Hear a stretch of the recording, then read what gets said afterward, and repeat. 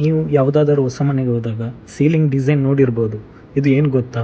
ಇದನ್ನು ಯಾವ ರೀತಿ ಮಾಡುತ್ತಾರೆ ಗೊತ್ತಾ? ಇದನ್ನೇ ಫಾಲ್ಸ್ ಸೀಲಿಂಗ್ ಎನ್ನುತ್ತಾರೆ. ಫಾಲ್ಸ್ ಸೀಲಿಂಗಲ್ಲಿ ತುಂಬ ಬಗೆಗಳಿವೆ. ಅದರಲ್ಲಿ ಹೆಚ್ಚಾಗಿ ನಾವು 3 ಬಗೆಯ ಫಾಲ್ಸ್ ಸೀಲಿಂಗನ್ನು ಉಪಯೋಗಿಸ್ತೇವೆ. ಒನ್, ಪ್ಲಾಸ್ಟರ್ ಆಫ್ ಪ್ಯಾರಿಸ್ ಅಥವಾ ನಾವು POP ಸೀಲಿಂಗ್ ಅಂತ ಹೇಳ್ತೇವೆ. Second one, gypsum board ceiling. ಮೂರನೇದು PVC ಸೀಲಿಂಗ್. ನಾವು ಇವತ್ತು ಜಿಪ್ಸಮ್ ಸೀಲಿಂಗ್ ಬಗ್ಗೆ ತಿಳ್ಕೊಳ್ಳೋಣ. ಜಿಪ್ಸಮ್ ಸೀಲಿಂಗನ್ನು ಯಾಕೆ ಯೂಸ್ ಮಾಡ್ತಾರೆ ಅಂದರೆ, ಇದು ಮನೆಗೆ ಒಂದು ಅದ್ಭುತ ಇಂಟೀರಿಯರ್ ಲುಕ್ ಕೊಡುತ್ತೆ ಹಾಗೂ ಹೀಟನ್ನು ರಿಡಕ್ಷನ್ ಮಾಡುತ್ತೆ.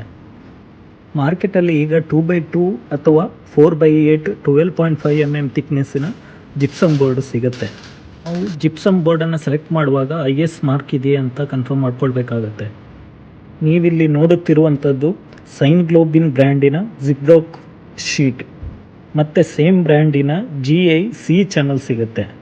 ಸೀಲಿಂಗ್ ಡಿಸೈನ್ ಹಾಗೂ ಲೋಡಿಗೆ ಅನುಸಾರ ಅಟ್ಲೀಸ್ಟ್ 2 ಫೀಟಿಗೆ C ಚಾನಲನ್ನು ಫಿಕ್ಸ್ ಮಾಡಬೇಕಾಗುತ್ತೆ.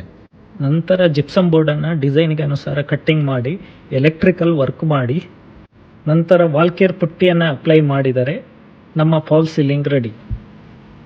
ಇನ್ನೂ ಹೆಚ್ಚಿನ ಸಿವಿಲ್ ಮಾಹಿತಿಗಾಗಿ ಫಾಲೋ ಮೈ ಪೇಜ್.